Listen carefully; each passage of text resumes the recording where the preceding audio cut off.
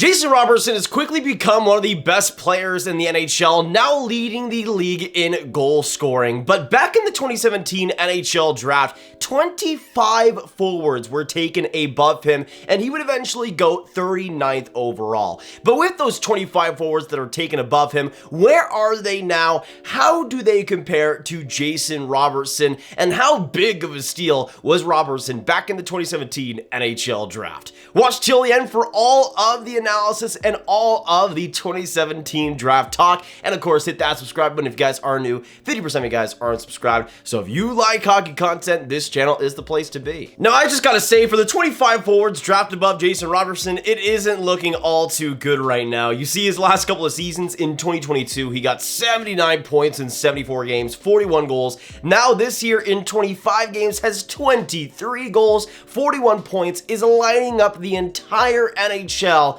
So for the 25 guys drafted above him, yeah, it's gonna be a tall order to replicate that type of play. But let's take a look at the draft and see which players were above Robertson and where they ended up. Now let's start off today with the first forward drafted before Jason Robertson, and it's pretty funny because the Buffalo Sabres were actually in on Robertson this last offseason trying to make a trade happen. If they had a better pick, 37th overall, maybe they wouldn't have to worry about that whatsoever. For the 37th overall pick and the first forward drafted before Robo, it was actually Marcus Davidson. Now, if you've never heard that name before, don't worry, there's no reason to. He's never played an NHL game.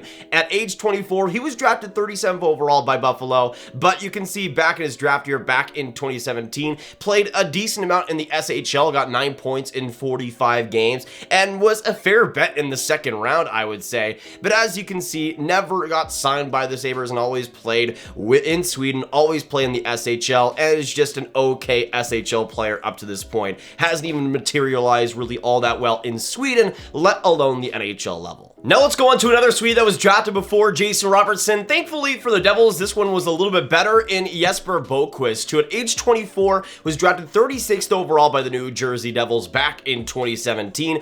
But as you can see, the NHL career hasn't been nearly as successful as Robertson. This past year and with New Jersey playing 19 games, getting 3 goals, 1 assist, 4 points, played pretty decent in a bigger role last year, but hasn't gotten that same amount of ice time, nor really the same amount of energy as he was last year, really just turning out to be a depth bottom 6 player in the NHL, but at least he's an NHL guy, which is more than what Buffalo can say. But now let's move on to the next forward drafted before Jason Robertson, and this one was pretty interesting. 35th overall by the Philadelphia Flyers, they ended up selecting Isaac Ratcliffe, who at age 23 hasn't really been able to take that next steps or those bigger steps that you'd really want to see. But back in 2017, of course, was hovering below a point per game with Guelph and would eventually become their captain in his final year, getting 82 points in 65 games. But of course, went on to the AHL and has been fine there in some ways, and has only played 15 games this year, getting 2 goals for 2 points,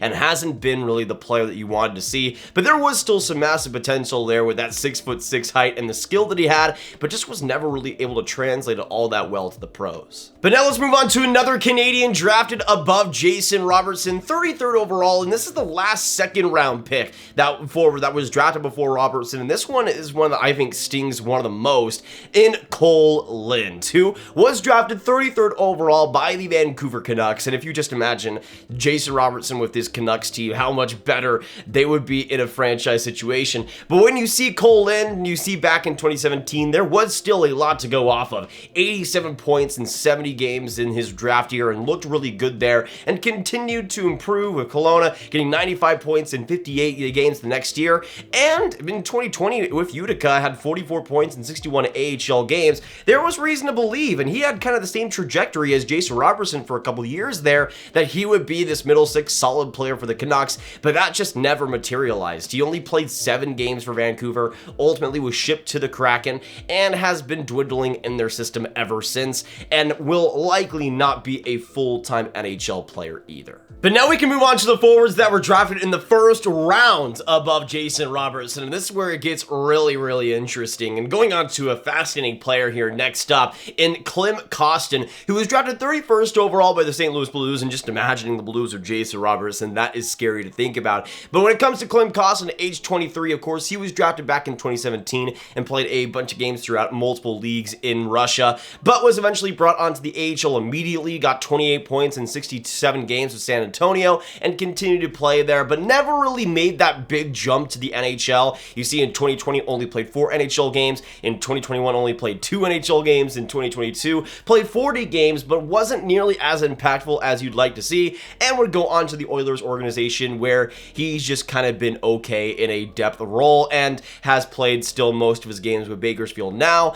And it feels like with Klim, it's never going to truly translate like we thought it could, and especially 31st overall. That is a brutal blow to the Blues. But now let's go on to another Central Division team that is kicking themselves for not drafting Robo. Let's go on to the Nashville Predators here with Eeli Tolvanen, who was drafted 30th overall in the 2017 draft, and at age 23 is an NHL player for sure, but there is still some question marks over that high-end potential. You see, back in 2017, he played in the USHL and was ultimately drafted 30th overall, played in the KHL the year after and lit it up, 36 points in 49 games, and at that point, his stock was at an all-time high. Even played 3 NHL games for some seasoning, looked good in the World Championships, looked great at the Olympics, looked good in the World Juniors, and he was really lighting up every single league he went to. Then went on to the AHL in 2019, getting 35 points in 58 games, but then that stagnation started to come for him, and this year has 4 points in 13 games. Looking like a decent bottom 6 scorer, but at this point, unfortunately, not much else. But now let's move on to 28th overall and the next forward drafted above Robo. Next up, we have Shane Bowers, who was originally drafted by the Sens 28th overall and was traded to the Avs in the Matt Duchene deal, and recently played his first NHL game this last year. But you can see in 2017, played his draft year in the USHL, getting 51 points in 60 games, and would eventually play for Boston University, having a pretty solid couple of years there, but would go on to the AHL and again would kind of start to dwindle. He had a good first year, getting 27 points in 48 games, but only played 28 games in 2021, played 37 games, but only got 9 points in 2022, and has been, I guess, upgraded in the AHL level, has played an NHL game, but there's a very good chance that Bowers never takes that true next step. I mean, with how many injuries the Avs have, the fact that he hasn't played more games is a little bit concerning. Next up, let's go on to one of the most unfortunate ones here, a player that had all the potential, all the skill, but just has still not been able to fully make it in the NHL up to this point, in Morgan Frost. Now, to be fair, he has been a full-time NHL player this year, which is good to see, but to bring all those tools together, we haven't quite seen that. But as you can see, in 2017 with the Sioux Greyhounds, he got 62 points in 67 games. Then the next year, 112 points in 67 games for a massive jump, and continue to play well there, as well as in the World Juniors for Canada back in 2019, but went to the AHL system, played pretty good in his first year there, and played pretty good in the games he did play in 2020, but just started to dwindle at the NHL level and didn't get the ice time that was really warranted for his offensive skill. This year, under John Tortorella, he has earned some more minutes, but the inconsistencies have started to show, and even though I still think Morgan Frost has a lot of talent, I have massive doubts over whether that's going to translate full-time to great NHL statistics, especially compared to a player like Jason Robertson. But it is pretty funny, the Flyers had 3 different forwards drafted inside the top 40, and none of them were Jason Robertson, but we're going to get to the third in due time, don't you worry.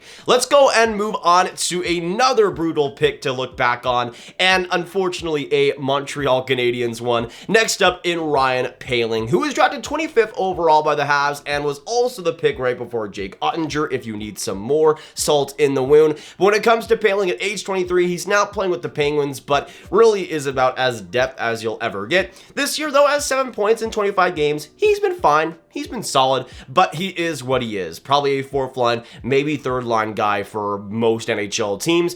And hey, it's not the worst thing to happen, but for the Habs right now, they're not exactly seeing too much return on investment, I would say. But now let's go on to one of the most unfortunate busts on this list, a player that, again, I thought had a ton of potential, but just wasn't in the right situation at the right time. Next up, let's go on to another Central team that had a great chance at Robertson and did not pick him in the Winnipeg Jets with Christian Vesalainen.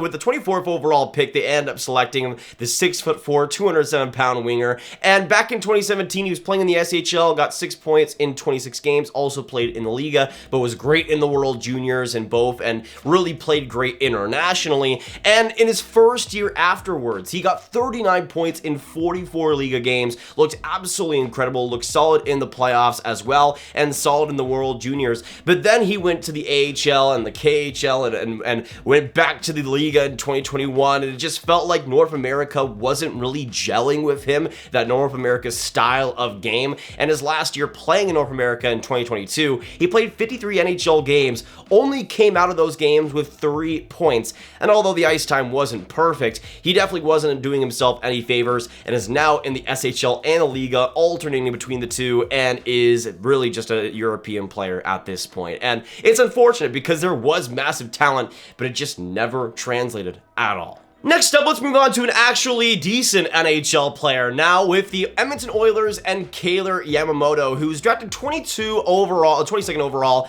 back in 2017. And in 2017, of course, got 99 points in 65 games with the Spokane Chiefs. Looked great there and would immediately start playing NHL games, which was great to see. But you can see the timeline there, just getting solid minutes and doing great things with them. This year, though, he has just been not at the level you'd expect, having 14 points in 3 games. It's always something with this guy, it feels like. I mean, in 2020, he had 26 points in 27 games. The next year isn't what you want to see. Last year, in 2022, has 41 points, 20 goals, 80 in 81 games, looks to take that next step. Next year has 3 assists, 0 goals in 14 games. It always feels like the guy cannot stay consistent, and that's really been plaguing his NHL career up to this point. Next up, let's go on to the 21st overall pick, now by the New York Rangers, and thankfully for the Rangers, they actually made a pretty sensible pick here. At 21, they end up getting Filip Chytil, who has been one of their better players over the past couple of years. But you see, back in 2017, played most of his time in Czechia, got 8 points in 38 games, looked great in the World Juniors too,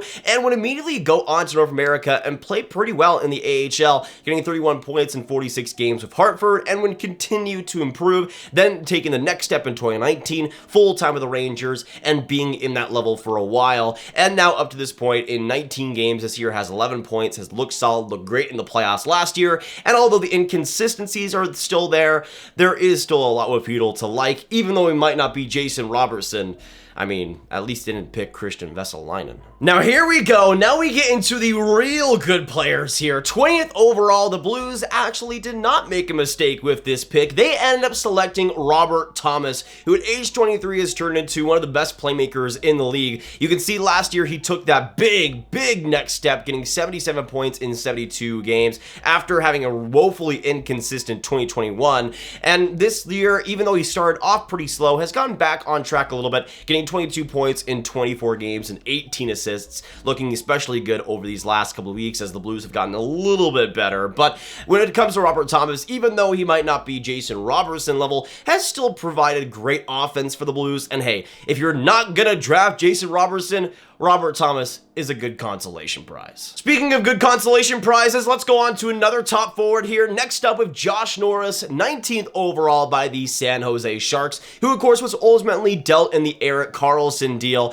and has turned into a great young centerman for the Sens. Unfortunately, got injured really early on in the season, even though the season wasn't looking all too good for him in the 5 games he played. But as you can see, last year got 55 points, 35 goals in 66 games, and has turned into one of the best finishing centers in the league. And although he might not be healthy right now, has still turned into a great top 6 centerman, which, again, if you're not going to draft Robertson, just like the Blues of Thomas, you want to get somebody like this that can be as dynamic as he is, and he's turned into a great cornerstone piece for Ottawa. Now let's go from great center to great center. Next up with the Montreal Canadiens and, of course, the Vegas Golden Knights back in 2017. The next forward drafted was Nick Suzuki, who was drafted by Vegas 13th overall in their first draft back in 2017, and, of course, was dealt in the Max Pacioretty deal. So far has been amazing for the Habs and has turned into their true captain. As you can see, back in 2017, got 96 points in 65 OHL games, looked incredible, continued to improve in 2018,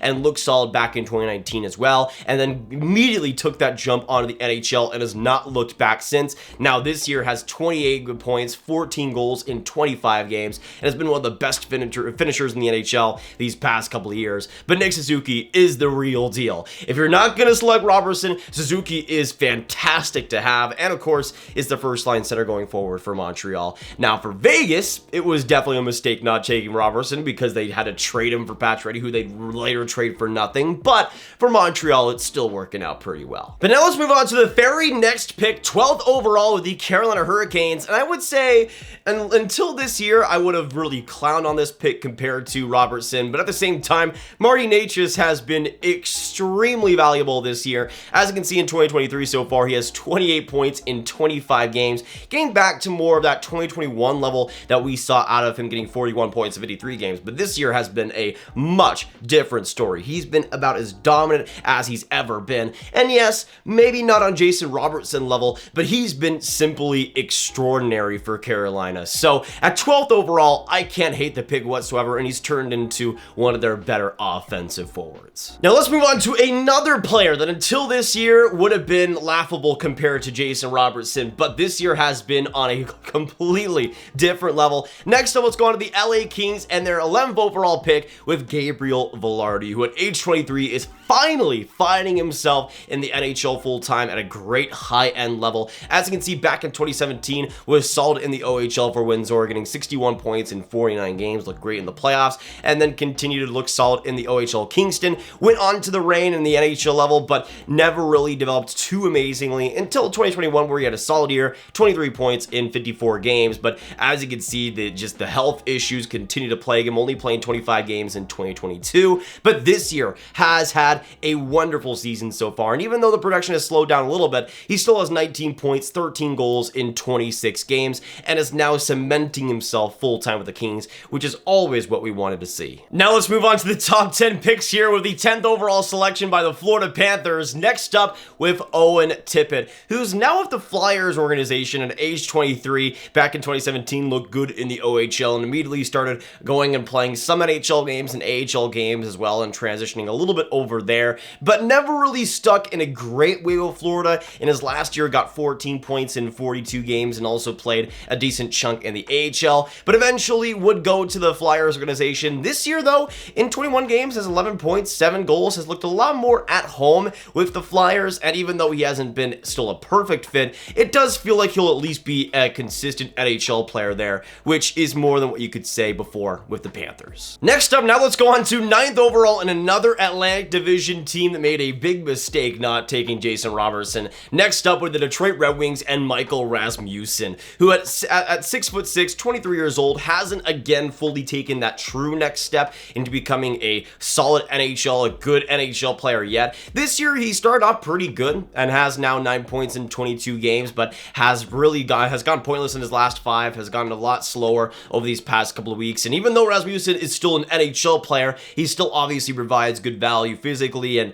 especially in that potential two-way game, the offense just has not really been there consistently, and especially compared to just other guys in the first round, it seems like the Red Wings made a big mistake. Now everyone, this is your cue to be nice to Buffalo Sabres fans, because not only did they draft a player 37th overall who didn't even play a game for them, they also just had to draft Casey Mittelstadt 8th overall, and that is unfortunately the way it had to go.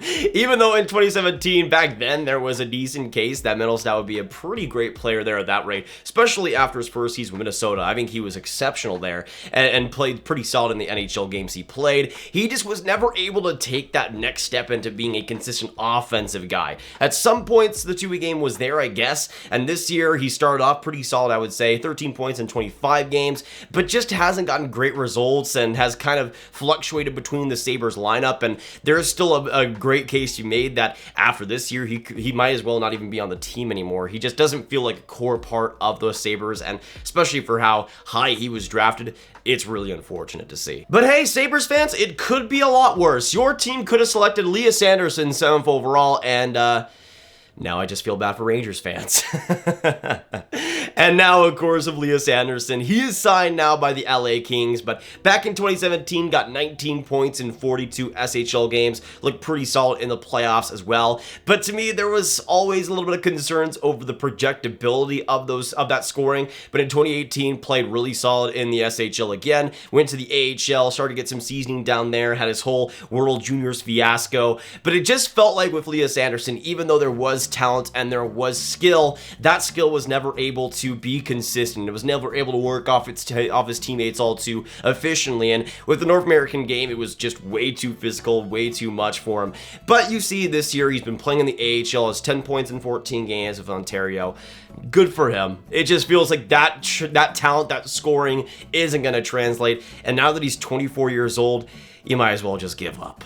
But now we only have 4 players drafted above Robertson to talk about here. Next up is Cody Glass, who was drafted 6th overall, the first ever draft pick by the Vegas Golden Knights, 6th overall back in 2017. Now is playing with the Preds and started off pretty okay, but has failed to get the ice time that you really want to see. And this year in 14 games has 3 points, and it's really unfortunate. Another player that I thought had massive potential. You see back in 2018, he got 102 points in 64 WHL games, but another player that even in the AHL wasn't able to translate all that effectively early on, and even though he got a lot better, it just felt like that NHL jump was too big of a hurdle. And even though he's made the NHL roster this year, getting that ice time has been a whole other issue. Next up, let's go on to the pick right before Cody Glass, 5th overall by the Vancouver Canucks in Elias Pettersson, who, say it with me, if you're not going to draft Jason Robertson, is a pretty good consolation prize. But you see, back in 2017, played most of his games in the Allsvenskan,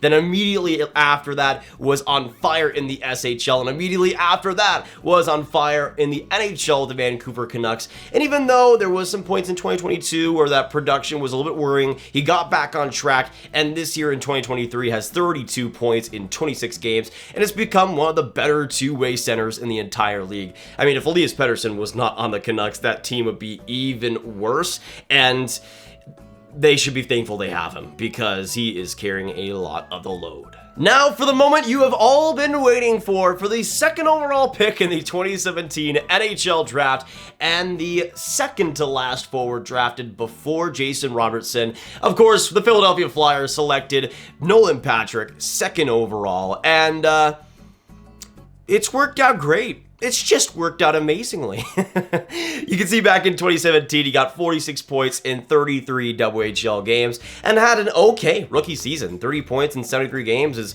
about as much as you can really ask for from a guy coming out of junior. But of course, the stagnation started to come in 2019, had the same amount of points pretty much, and then didn't even play in 2020 due to health issues. Only played 52 games and got 9 points in 2021. And of course, was traded in the huge Ryan Ellis deal that has been horrible for practically everybody and went to Vegas, played okay there, but only played 25 games, and of course has not played a game in 2023 and is expected to miss the entire season. I think if it weren't due to health issues, Nolan Patrick would actually still be a very solid NHL player, but compared to Jason Robertson, yeah, it wasn't exactly the greatest pick to make if you're Philly, but of course, hindsight is 2020. But now, last but not least, let's go on to the 25th forward drafted before Jason Robertson, and of course, that was the 1st overall pick in Nico Hischier with the New Jersey Devils, who has just transformed amazingly over the years. You can see back in 2017, played full season in Halifax,